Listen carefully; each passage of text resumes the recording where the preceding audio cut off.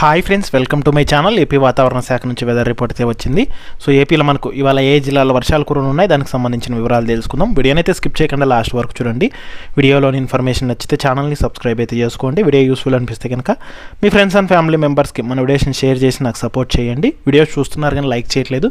మీరు ఎన్ని లైక్స్ చేస్తే నాకు అంత సపోర్టివ్గా ఉంటుంది. వీడియో కూడా ఎక్కువ మందికి చేరుతుంది. దానివల్ల వీడియోలోని ఇన్ఫర్మేషన్ ఎక్కువ మందికి తెలిసే అవకాశం కూడా అయితే ఉంటుంది. అలాగే వీడియోని హైప్ అయితే ఇవ్వండి. ఇక లేట్ చేయకుండా టాపిక్ లేకైతే వెళ్ళిపోదాం. ఏపీలో ఇవాళ పలు ప్రాంతాల్లో తేలికపాటి నుంచి మోస్తరు వర్షాలు, అక్కడక్కడ పిడుగులతో కూడిన వర్షాలు కురిసే అవకాశం ఉన్నట్లు వాతావరణ శాఖ అధికారులు అంచనా అయితే వేస్తున్నారు.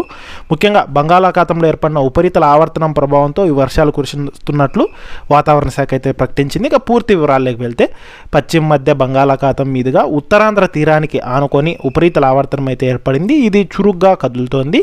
ఈ ఉపరితల ఆవర్తనం మరింత విస్తరించడానికి అనుకూల వాతావరణం అయితే నెలకొనింది. ఇక ఉత్తరాంధ్రతో పాటు ఛత్తీస్గఢ్, తెలంగాణ ఉత్తర ప్రాంతం మీదుగా ఇది విస్తరిస్తోంది.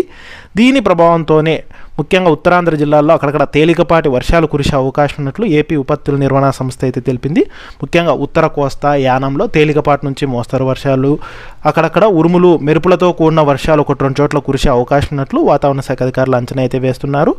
ఇక ప్రత్యేకంగా శ్రీకాకుళం, అల్లూరి సీతారామరాజు, పోలవరం, పార్వతీపురం మన్యం, విశాఖపట్నం, విజయనగరం జిల్లాల్లో చెదురుముదురుగా వర్షాలు కురుస్తాయని ఏపీ విపత్తుల నిర్వహణ సంస్థ తెలిపింది. మెరుపులు, ఉరుములు, బలమైన ఈదురుగాలు కూడా వీచే అవకాశం ఉన్నందున హెచ్చరికలు అయితే తెలిపింది. ఇక పిడుగులు పడే అవకాశం ఉన్నందున రైతులు, వ్యవసాయ కార్మికులు చెట్ల కింద ఆశ్రయం తీసుకోకూడదని హెచ్చరించింది. బలమైన గాలుల వల్ల కొమ్మలు విరిగి పడొచ్చని, పిడుగులు పడే ప్రమాదం ఉందని ఏపీ విపత్తుల నిర్వహణ సంస్థ తెలిపింది.